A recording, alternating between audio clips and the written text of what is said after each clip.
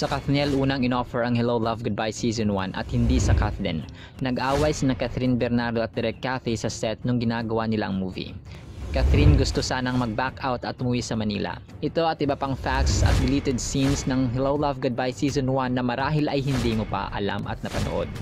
Number 1, sa Kathniel talaga unang inoffer ang Hello Love Goodbye Part 1. Tama ang inyong narinig. Sa tambalang Kathniel talaga dapat ang movie ng unang season ng Hello Love Goodbye. Ngunit si Daniel Padilla talaga mismo ang nag-reject at sinabi nitong gusto niya muna magpahinga sila sa pelikula bilang love team ni Kath.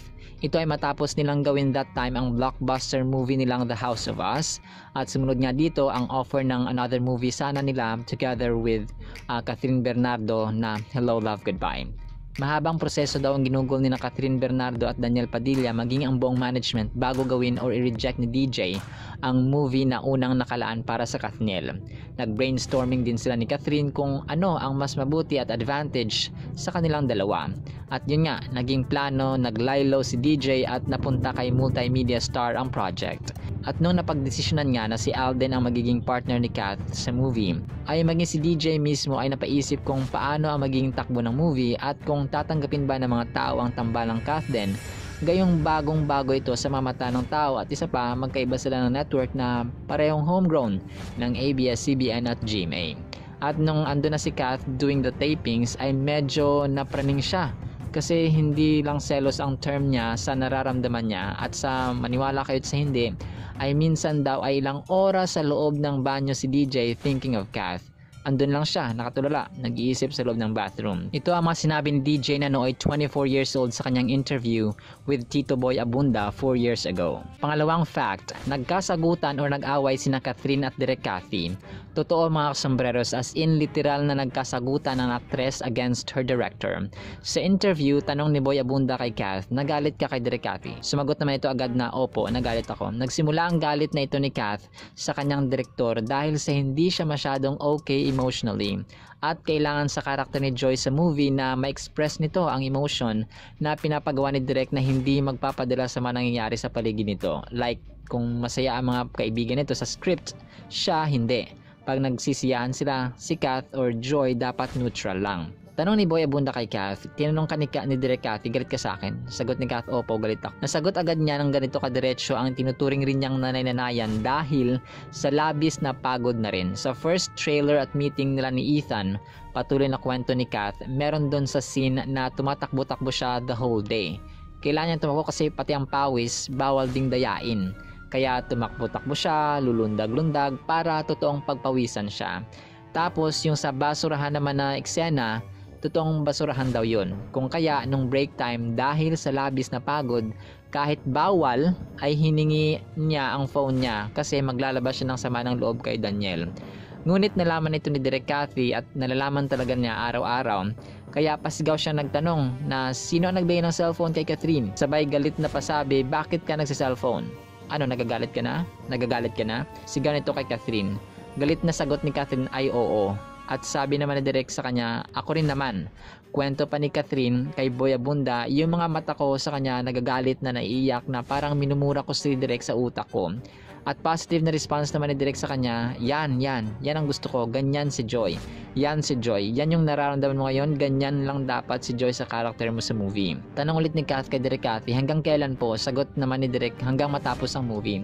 So blessing in disguise na parang instant acting workshop ang nangyari kahit pa totoong away nila yon.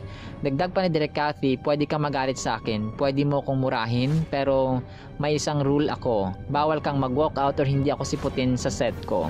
Sabi pa niya may mga times na gusto na niyang umuwi first week pa lang ng shooting sa Hong Kong. At umiiyak siya every night ka-FaceTime niya si DJ at pinagbabawalan din umano siyang magsumbong sa boyfriend. Banta na may lambing ni Direk Cathy ay sabay duro sa kanya na wag ka magsusumbong kay DJ. At dahil nagkataon namang ka-roommate ni Kath ang isang assistant kung kaya pabulong siyang umiiyak habang kausap si Daniel sa FaceTime. Dumating din sa punto na parang ayaw nang tapusin ng 23-year-old actress that time ang pelikula na Hello Love Goodbye at gusto na nitong umuwi sa Maynila. Ngunit mas natutunan niyang i-appreciate ang mga maliliit na bagay at after ng movie, sa madamdamin at may kirot na pusong interview naman nila sa Magandang Buhay, ay nilinaw ng batikang direktor na ginagawa ko to help you. Sabi pa ni Direk ay kagaya ng isang ina na ayaw man niyang gawin ang mga bagay na nagpapahirap sa anak, pero kailangang ipagawa para matuto at mas gumanda pa ang movie.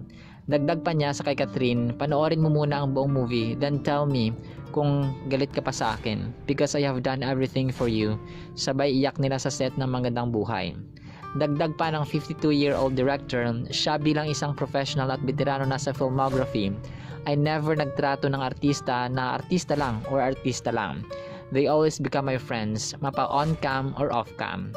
Sabi pa niya, si Catherine, artista ko yan sa set. Pero anak-anakan ko yan. And all I ask her is to trust me. Muntik na siyang bumigay. But Catherine trusted me. Sabay tingin kay Catherine at sabi na rin na I'm glad you did. I'm glad you did. And it's all for you.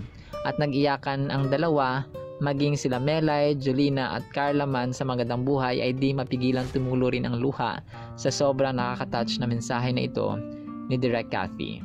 Number 3, yung yakap scene ni na Alden at Catherine ay hindi pilit. Ito ay dahil kinilala muna ni na Alden at Kath ang isa't isa. They spend time together kasama na rin ang buong cast and crew. And it helped them to do the hugging scene na madali at komportable lang. At take note mga sombreros na never sila nagkaroon ng workshop as love team, hindi kagaya ng ginagawa ng karaniwang artista. So parang lahat ng emotions and acting skills nila ay lumabas lang naturally dun sa mismong paggawa ng mga eksena ni na Joy at Ethan. Number 4, minessage ni Alden si Daniel Padilla.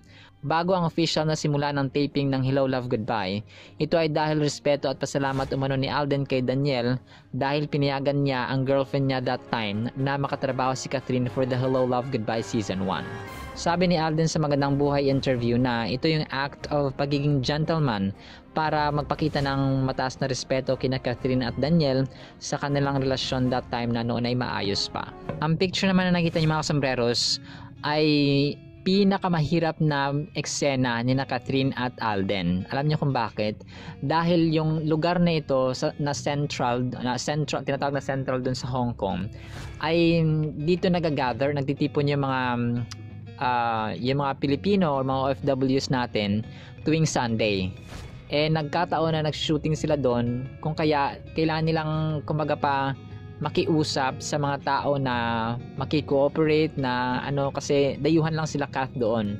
Kumbaga pa limited din yung oras and then maraming tao, siksikan sila, no? So we have to control the people na umayon doon sa eksena na gagawin nila. So sabi ni Kath sa isang interview, ito yung pinakamahirap na or dito na part na yung pinakamahirap na ginawa nila kasi maraming tao ang kailangang kumbaga papakiusapan. Pero yun nga, no? Thank God kasi yung mga Pilipino talaga ay nakikooperate din sa kanila at naging masaya.